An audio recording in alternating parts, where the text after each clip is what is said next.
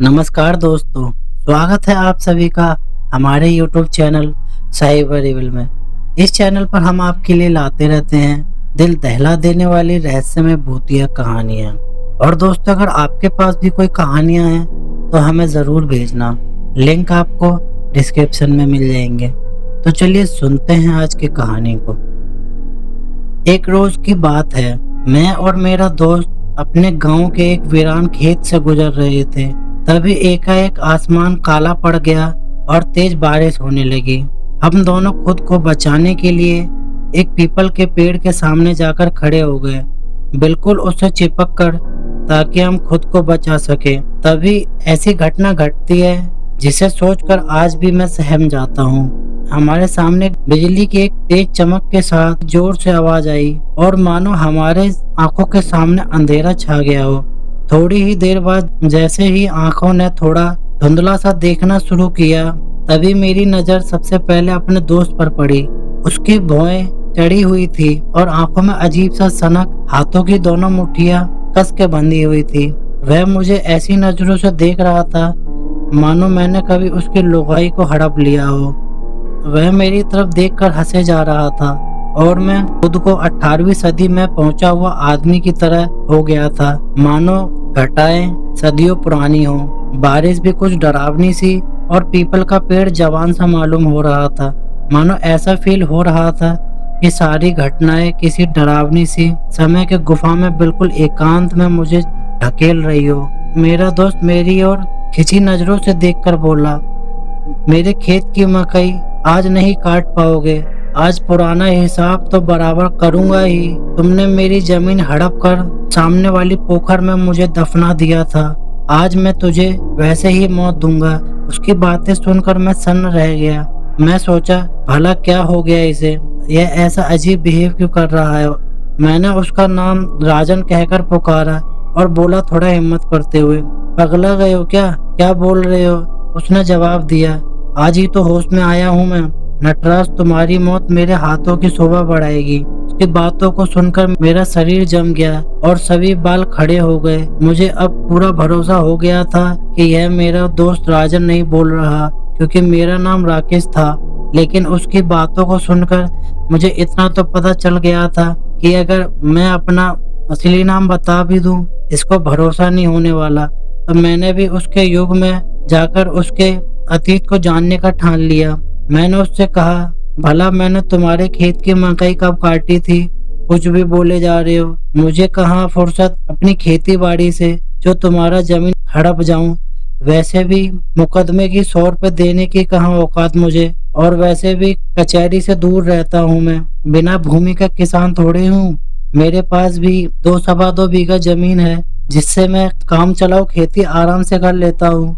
मैंने बस अंदाजे में लकड़ी मारी, यह देखने के लिए कि शायद अब वो मुझे असलियत से पहचान करा देगा। मेरी इस तरह से बोलने के बाद मानो उसके सर पर खून सवार हो गया। वह भन्नाते हुए बोला, आखिर बेईमान का बेटा बेईमान होगा।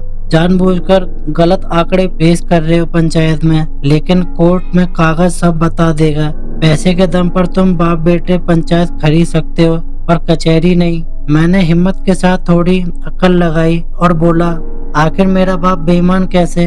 तुरंत उसके द्वारा प्रतिक्रिया आई, पन्ना लाल की जो ईख की मिल 1 कोस दूर गांव में थी, वह मेरे परिवार का पुश्तैनी कारोबार था, जिसे तुम्हारे बाबूजी ने दबंगई से जबरन हमारे बाबूजी से अंगूठा लगवाकर पन्ना लाल के बाबूजी को कुछ पैसे खाकर बिचवा दिया।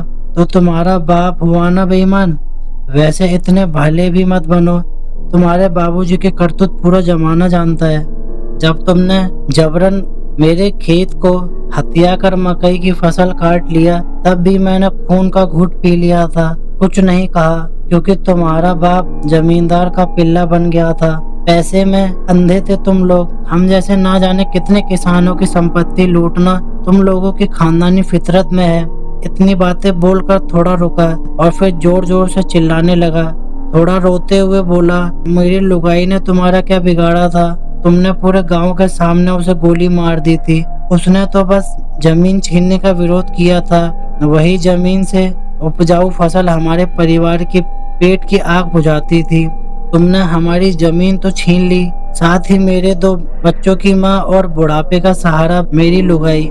इतना बोलते वह गुस्से से तमतमाए। उसने मेरी तरफ झपट्टा मारा और मेरे पूरे बदन पर खरोंचे मार दी। वह मेरे दोस्त के शरीर में था और मैं उस पर आक्रमण भी नहीं कर सकता था, इस डर से कहीं मेरे दोस्त को न लग जाए। मैं कैसे भी अपने जान बचाने की कोशिश करने लगा। उसी में कुश्ती के 2-4 दांव भी हम दोनों के बीच में शुरू हो गए। कभी वह मेरे ऊपर तो कभी मैं उसके ऊपर। उठा पटक का दौर ऐसे ही चलता रहा और मैं कैसे भी उसके पास के देवी माँ के मंदिर में ले जाने का प्रयास कर रहा था, ताकि श्री भगवान पंडित जी की शरण ले सकूं, जिससे वह आगे का उपाय कर सके। वैसे भी मेरी धड़कन काफी तेज चल रही थी।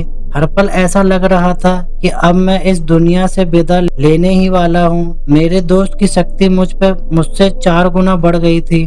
बारिश उतने ही उफान पर थी, जहाँ सूखी जमीन पर 4 कदम भाग पाता, इस बारिश के चलते 1 कदम ही जैसे तैसे भाग पा रहा था और मेरा पूरा शरीर कीचड़ में सना हुआ था और खरोंचों से भरा हुआ। उसके वार घातक थे।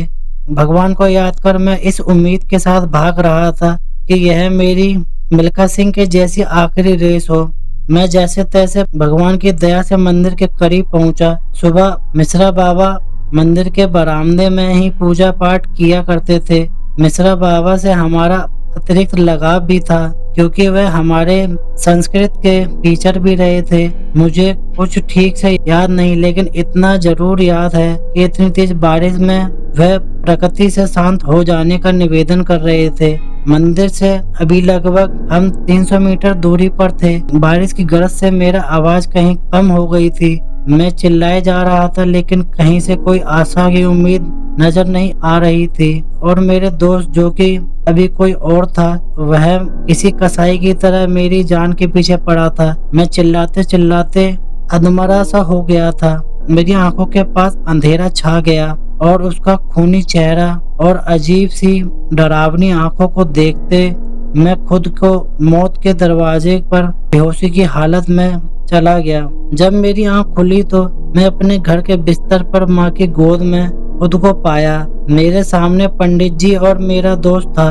अपने दोस्त को देखकर मैं कसकर चीखा, अपनी माँ से लिपट गया, लेकिन दिल में वह भयानक शाम जीवन भर के लिए मेरे मन में हमेशा के लिए स्थापित हो गई। मैं थोड़ा हिम्मत से रोते हुए पंडित जी से बोला, मैं कैसे बच गया? उनका जवाब था, बला टल गई, तुम्हारा दोस्त अब ठीक है, माँ काली ने तुम्हारी रक्षा की। मेरा दोस्त मेरी ओर बढ़ा और बोला, दोस्त, जान बचाने के लिए शुक्रिया। मुझे नहीं पता मुझे क्या हुआ था, लेकिन यह जीवन तुम्हारा आभारी रहेगा। तो दोस्तों, ये थी आज की कहानी। अगर आपको ये कहानी अच्छी लगी हो तो इस कहानी को लाइक करें, कमेंट करें और अपने उस दोस्तों के साथ शेयर करें जिन्हें भूतिया कहानी सुनना अच्छा लगता है। और अगर आपके पास भी कोई कहानियां हैं तो हमें जरूर भेजना, लिंक डिस्क्रिप्शन में मिल जाएंगे आपको और वीडियो के अंदर भी। और अगर आपको ऐसी भूतिया कहानियां देखना अच्छा लगता है तो हमारे साइबर एविल यूट्यूब चैनल को सब्सक्राइब जरूर करें और बेल आइकन को ऑल पे सेट करना ना भूलें। और मेरा नाम है जितेंद्र सिंह और मैं मिलता हूँ आपको अगली कहानी में। और वीडियो देखने के लिए धन्यवाद।